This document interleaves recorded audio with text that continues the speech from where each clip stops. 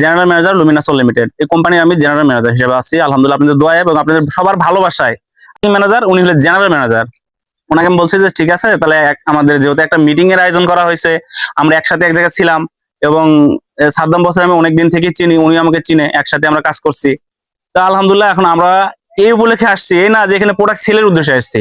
যাক, আপনাদের সাথে কিছু কথা বলবো, যে কথাগুলো জরুরি কথা, যে আপনি ইতিপূর্বে কথাগুলো শোনেননি কখনো, হয়তো আজকেই শিখতেন এই ধরনের কোনো কথা। তো আমরা কৃষক, চাষ করি, জমি চাষ করি, আসলে বাপ চাচারা শিখে দিছে বলে আমরা জমিটা চাষ করে খেতে হয়।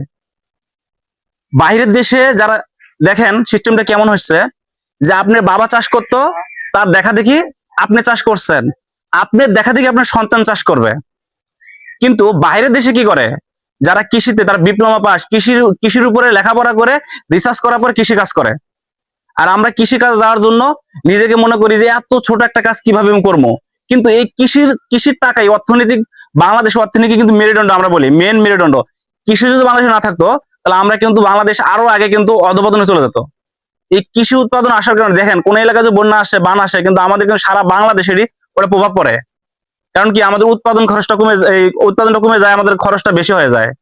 তো আলহামদুলিল্লাহ আমাদের বাংলাদেশ হলো কৃষি প্রধান দেশ।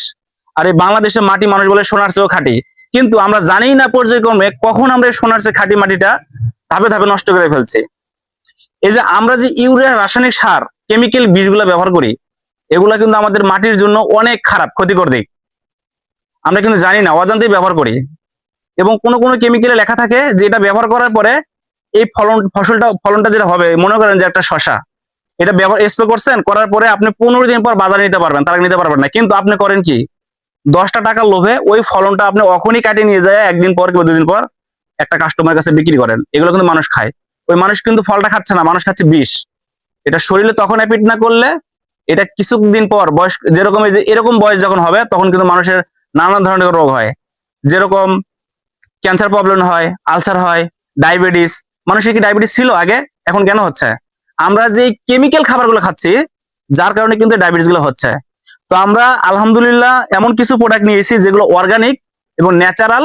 এই প্রোডাক্টগুলোর মাধ্যমে আপনার আগের তুলনায় উৎপাদন বেশি হবে এবং আপনার খরচটা অর্থনৈতিক কমে যাবে, এবং আপনি কেমিক্যাল থেকে বের হয়ে আসে ন্যাচারাল দিকে ধাবিত হবেন। তো আমাদের কি এটা জানার দরকার না? আমি এর আগেই বলছি যে আমি যেগুলো কথা জানি, এগুলো কথা আপনাকে শেয়ার করব। আপনারা কখনোই ইতিপূর্বে শোনেন নাই, এই ধরনের কথা আমি আপনাদের কাছে কিছু বলবো আজকে ইনশাআল্লাহ। আল্লাহ যদি সুযোগ করে দেয় এবং আল্লাহ যদি তৌফিক দান করে, আলহামদুলিল্লাহ। তো দেখেন, আমাদের দাদারা জমিতে ইউরিয়া সার ব্যবহার করতো না, তারা কি ব্যবহার করতো, গোবর ব্যবহার করতো, জমি চুলার ছাই ব্যবহার করতো, মাটিতে ব্যবহার করে উৎপাদন নিয়ে আসতো। হয়তো উৎপাদন কম হতো, কিন্তু ওগুলা ছিল ন্যাচারাল, ওগুলা একবারে ছিল প্রাকৃতিক ভাবে আসতো, মানুষের কিন্তু শরীরে দিয়ে কোনো ক্ষতি হতো না। তারপরে হঠাৎ করে ব্রিটিশরা আসলো, বাংলাদেশে ইউরিয়া সার, সাদা একটা সার নিয়ে আসলো, যেটা কি নাইট্রোজেন এবং পুরাপুরি কেমিক্যাল, রাসায়নিক সার যেটাকে বলে। এই রাসায়নিক সারটা মাটিতে যখন পড়বে, মাটির কিন্তু ধাপে ধাপে ধাপে ধাপে কিন্তু মাটির কিন্তু ক্ষতি হবে, কিন্তু আমরা এটা বুঝতে পারি না। আমরা উৎপাদন বেশি নিয়ে আসার জন্য, গাছটাকে সতেজ এবং সুন্দর করার জন্য আমরা ধাপে ধাপে ধাপে ধাপে রাসায়নিক সারটা ব্যবহার করি। দেখেন যে দাদা ব্যবহার করতো 10 কেজি, দাদা চলে গেছে, এখন কে? বাবা। বাবা কয় কেজি ব্যবহার করে আপনি বলেন? 20 কেজি। এখন 20 কেজি আপনি কয় কেজি ব্যবহার করেন? আপনি বলবেন। আপনার বাবা 20 কেজি ব্যবহার করতেন, আপনি কয় কেজি ব্যবহার করেন? 35 কেজি। তাহলে আপনার সন্তান কয় কেজি ব্যবহার করবে? তাহলে কি, এই যে আমরা যে ইউরিয়া সারটা ব্যবহার করি, এই ইউরিয়া সারটা কিন্তু মাটির খাবার না, এটা গাছের খাবার। এই নাইট্রোজেনটা হলো গাছের খাবার, আমরা মাটিতে দেই। মাটিতে দেওয়ার কারণে দেখা যায় পর্যায়ক্রমে পর্যায়ক্রমে পর্যায়ক্রমে আমাদের মাটির যে ধারণ ক্ষমতা, মাটির যে অণুজীব, এটা দিনে দিনে নষ্ট হয়ে গেছে।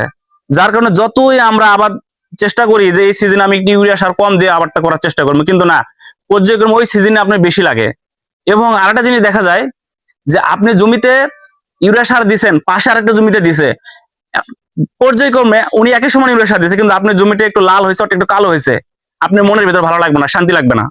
ওরটা কালো হলো, আমারটা হলো না, কে? আমারটা এরকম কেন হলো? আপনি অন্ধকারে, রাতে অন্ধকারে চুপ করে আবার মারা দিয়ে আসবেন 5 কেজি, যে আমারটা যেন কালো হয়, কি রাইট? তাহলে কি আপনি নিজে ইচ্ছাকৃত ভাবে আপনার মাটিটাকে নষ্ট করতেছেন। আমরা টেকসই কৃষি নিয়ে আলহামদুলিল্লাহ সারা বাংলাদেশে একটা বিজনেস করতেছি, যে মালগুলোর মাধ্যমে আমাদের 100+ প্রোডাক্ট আছে, আমি আগেই বলছি। এখনো অনেক অনেক প্রোডাক্ট আমাদের হাতে আসে না, যেগুলো আসতেছে ইনশাল্লাহ। পাবেন। কিন্তু আমাদের এমন কিছু প্রোডাক্ট আছে যে মাটিটাকে সুস্থ রাখে, মাটিটাকে ভালো রাখে, সে মাটি থেকে যেন ন্যাচারাল একটা উৎপাদন নিয়ে আসতে পারে আগের তুলনায় বেশি, এবং কৃষকের জন্য খরচটা কমে যায়। তাই আমি এই ধরনের কিছু প্রোডাক্ট নিয়ে কথা বলবো, আপনারা তো শুনবেন ইনশাল্লাহ। আমাকে সুযোগ করে দিন, ইনশাল্লাহ আমি কিছু প্রোডাক্ট আপনি